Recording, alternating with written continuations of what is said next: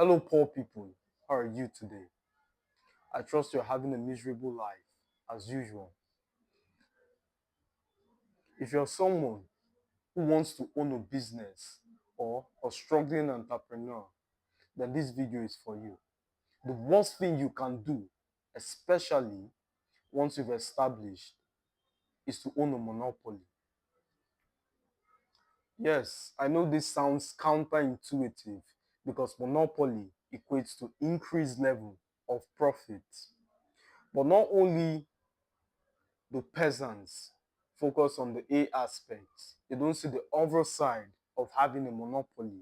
Once you own that kind of business, you become the object of unnecessary lawsuits, attacks, and finally, your enemies will coalesce to bring you down.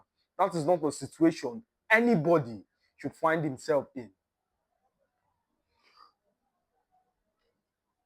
Take Napoleon, for instance, a young, brilliant military strategist whose desire for France's expansion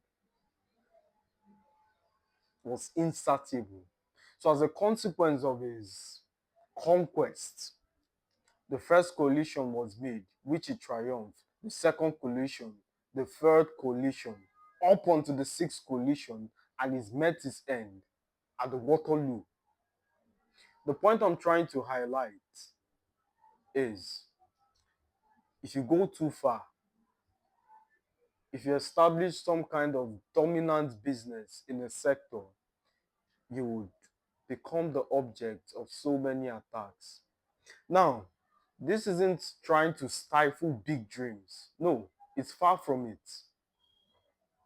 Monopoly is different from big dreams. I'm not trying to equate monopoly with the desire for expansion, which was the case of Napoleon. But the solution to this concept is the ability to break up that company, even if you don't desire to sell to big tech or the government or anybody who doesn't align to your values. There are legal ways to structure the company, break it up within family members or people you trust, and you can structure it such that they own the shares only on paper as well as entitled to any kind of benefit ascribed to a shareholder. Whilst touching the stocks, they can't sell. It doesn't belong to them. They're like a placeholder shareholder. Do you understand? So yeah. So the government cannot claim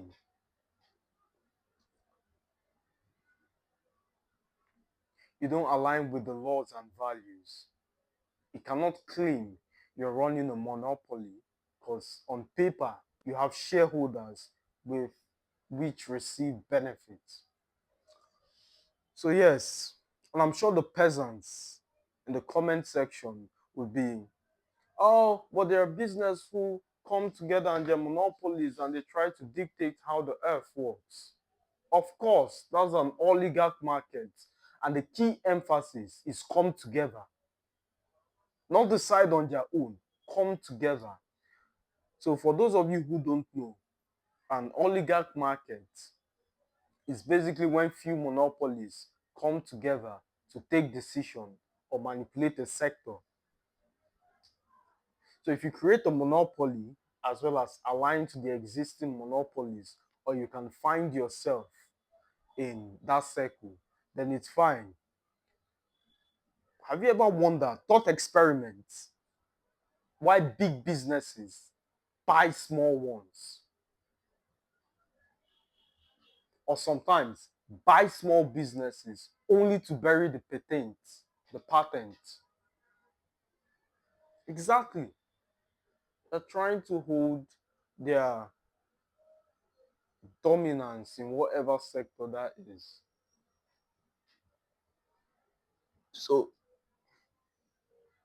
monopolies are bad. Stay away from it. If you don't want to be the object of endless lawsuits, endless attacks, unnecessary enemies, sabotagers here and there, stay away from monopolies. Or If you want to really engage in a monopoly, have a backup strategy for aligning with people in that sector, or structuring it such that you do not appear as a monopoly, but you are. You must learn as a businessman to align your interests with very powerful people. Can you tell me why the stock market would never go to zero? Because a lot of rich, important people will be fucked in the process. So I'm comfortable investing in the stock market because I know if it goes down to zero, I'm not the only one in problem.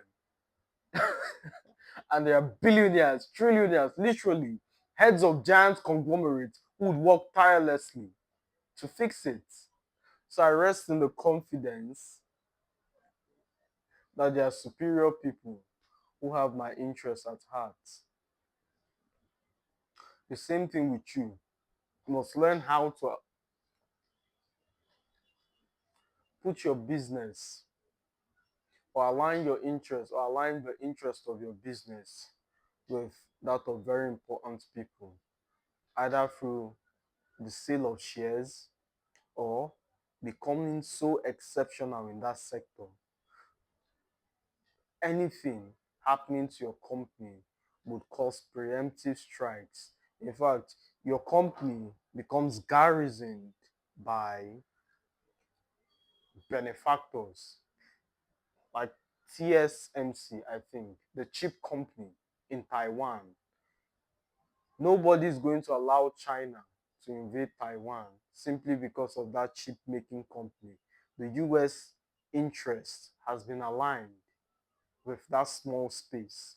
So there are various eyes that has garrisoned Taiwan as a consequence of the value it provides. So creating a monopoly in that sense would have left it vulnerable to invasions.